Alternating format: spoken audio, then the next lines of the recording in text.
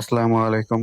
একটি পেয়ারা গাছের সব থেকে বড় শত্রু হচ্ছে তার যে কলম থাকে তার নিচ থেকে যে ডালগুলো বাড়ায়, সেগুলো হচ্ছে সেই গাছের সব থেকে বড় শত্রু।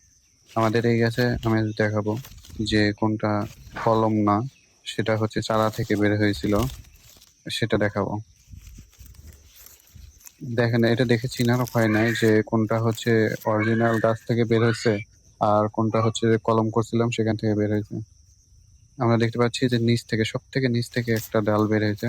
এটাই হচ্ছে যে চারা, মানে বীজ থেকে যেটা হয় ওইখান থেকে যেটা বের হয় এটাই হচ্ছে ওইটা। এই ডালটাই হচ্ছে সব থেকে বড় শত্রু।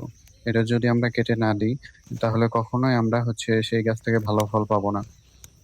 এটাতে শক্তি বেশি ধরে, মানে আমরা যে খাদ্য দেব বা যে পরিচর্যা করব এটাতে সব থেকে বেশি মানে চুষে নেয়, দিয়ে আমরা সেই ফলটা আর কি পাই না।